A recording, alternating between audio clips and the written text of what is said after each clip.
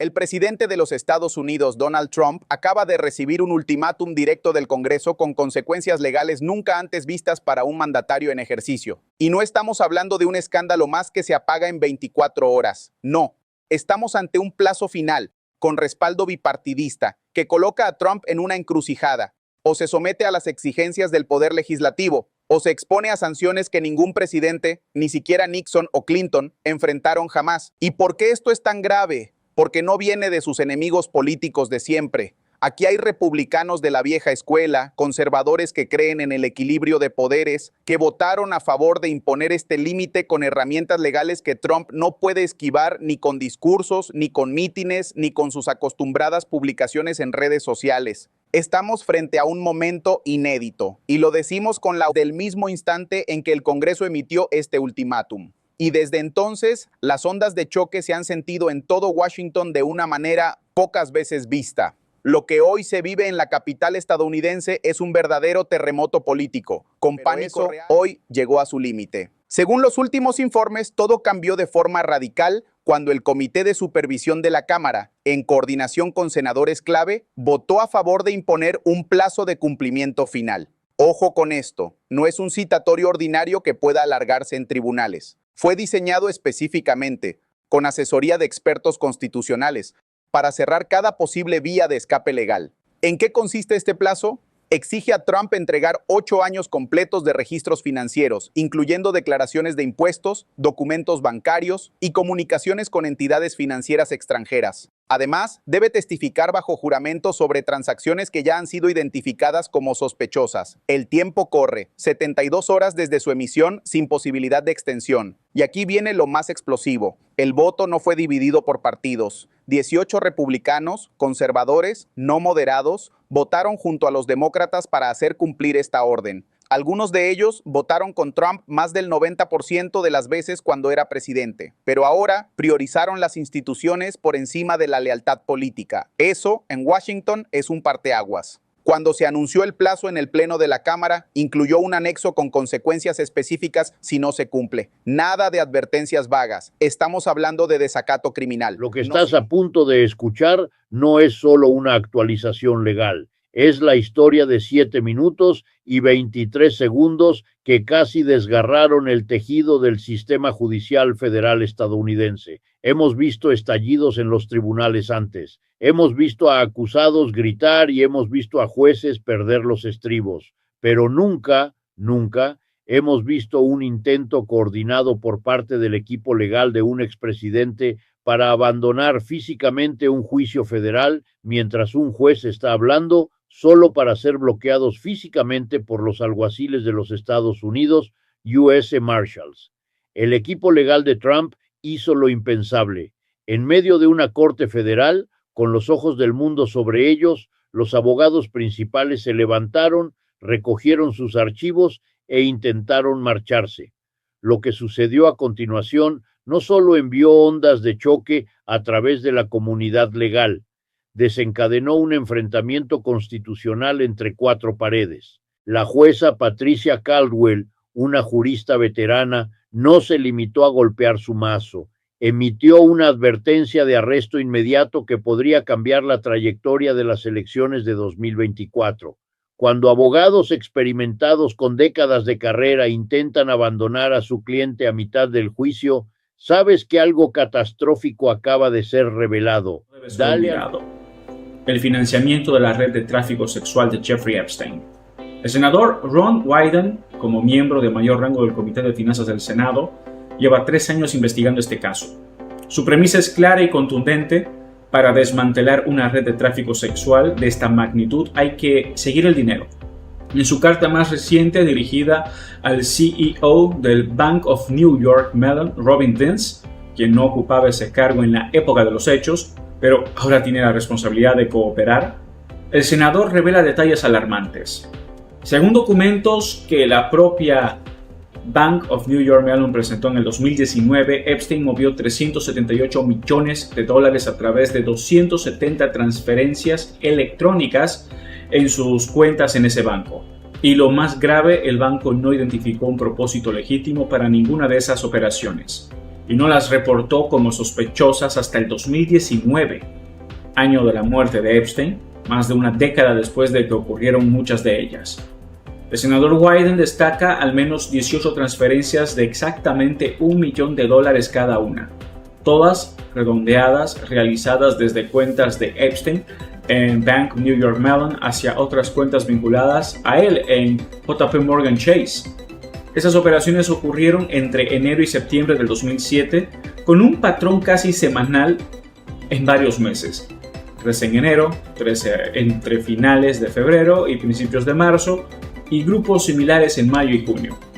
El senador subraya que este tipo de transferencias estructuradas en cantidades exactas y repetitivas deberían haber activado alertas inmediatas bajo la ley de secreto bancario, la Bank Secrecy Act, que obliga a los bancos a detectar y reportar posibles lavado de dinero o financiamiento de actividades criminales.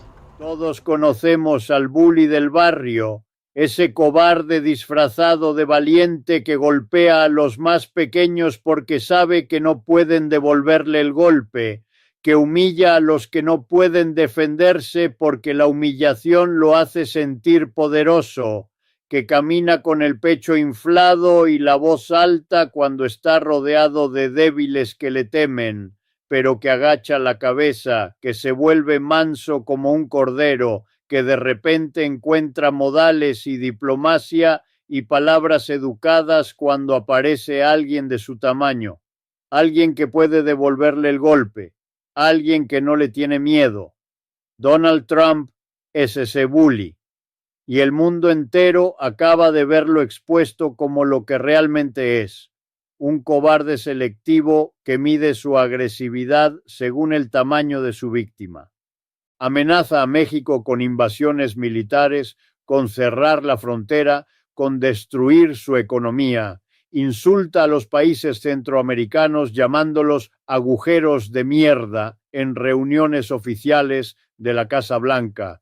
Deporta a familias guatemaltecas en vuelos nocturnos sin permitirles despedirse de sus hijos.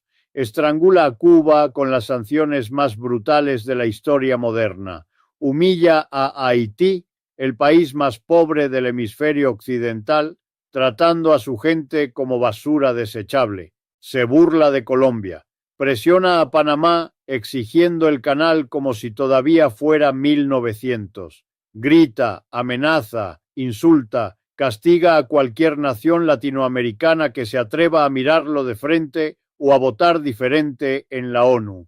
Pero con Putin no se atreve. Con Rusia baja la voz hasta convertirla en susurro. Con el Kremlin de repente encuentra respeto, cautela, diplomacia, palabras cuidadosamente elegidas. Con el hombre que realmente puede hacerle daño, el bully fanfarrón se convierte en cordero manso. Y si no estás prestando atención a esta hipocresía monumental que define la política exterior estadounidense, vas a despertar un día preguntándote por qué Trump amenaza con destruir economías latinoamericanas enteras mientras le suplica a Putin por acceso al petróleo venezolano, por qué grita amenazas de muerte contra países que no tienen ni un solo arma nuclear, pero susurra con respeto ante el que tiene 6.000 ojivas apuntando a ciudades estadounidenses, por qué el hombre que prometió que nunca se arrodillaría ante nadie pasa sus días arrodillado ante el Kremlin pidiendo favores, porque lo que estamos presenciando no es fortaleza, es la cobardía más patética disfrazada de poder. Es un bully que solo ataca cuando sabe que no habrá consecuencias. Es el matón del barrio que corre a esconderse cuando aparece alguien que realmente puede pelear. Por cierto, señorías, sobre todo del PP y de Vox, ¿cuál es el cártel que opera en Groenlandia? ¿Cómo se llama? Se lo digo yo, no existe ninguno, no existe, como la dignidad de Corina Machado. La señora Valdeora ha dicho que no van a permitir que Delcy Rodríguez, vaya papelón, sea la presidenta de Venezuela, la presidenta. ¿Qué van a hacer? ¿Qué van a hacer? Bueno, señorías, una mala y una muy mala noticia. La mala es que nada, absolutamente nada de lo que está pasando es algo nuevo. Estados Unidos lleva 80 años y lo ha hecho 80 veces en 80 países diferentes, haciendo lo que hizo el otro día en Venezuela. No es nada nuevo. Estados Unidos ha bombardeado, ha intervenido, ha asesinado, ha secuestrado en medio mundo. Lo ha hecho en Guatemala, Chile, Cuba, Bolivia, Angola, Nigeria, Irak, Yemen, Siria. Podría estar los 10 minutos que tengo enumerando países. No es nada nuevo y tampoco son nuevos los motivos. Siempre lo ha hecho por lo mismo, o por dinero, o por petróleo, o por las dos. Siempre exactamente por el mismo motivo, porque ya saben que el capitalismo, señorías, funciona muy bien, funciona tan bien que de vez en cuando tiene que ir a robar a un país socialista su petróleo. Así de bien funciona. Estás a punto de escuchar no es una exageración ni un titular sensacionalista. Es un hecho real que ocurrió frente a los ojos de las fuerzas militares más poderosas del planeta y que, sin embargo, fue enterrado bajo un silencio inquietante. Un silencio que dice mucho más que cualquier declaración oficial. Un avión militar ruso se aproximó a un buque de guerra estadounidense en aguas internacionales. Hasta ahí, nada fuera de lo habitual en una zona cargada de tensiones. Pero esta vez ocurrió algo distinto. El piloto ruso no se limitó a observar, activó su radar de control de tiro y fijó electrónicamente al destructor estadounidense como objetivo. En lenguaje militar, eso no es una advertencia diplomática ni una maniobra simbólica. Es el último paso antes de un ataque real. Durante unos segundos, ese barco, una de las piezas más avanzadas de la Marina de Estados Unidos, estuvo técnicamente marcado. Si alguien hubiese dado la orden, el resultado habría sido inmediato y devastador. No hubo disparos, no hubo explosiones y precisamente ahí empieza lo verdaderamente perturbador. Porque tras el incidente no llegó la respuesta que muchos esperaban. No hubo discursos encendidos, ni amenazas públicas, ni demostraciones de fuerza. El Pentágono apenas reconoció el suceso de forma discreta, casi incómoda, como si quisiera que el mundo pasara página lo antes posible. Y esa reacción plantea una pregunta que incomoda profundamente. ¿Por qué la potencia militar más grande de la historia respondió con cautela cuando, según el relato habitual, debería haber impuesto respeto? ¿Qué sabía Washington que no estaba dispuesto a decir en voz alta? La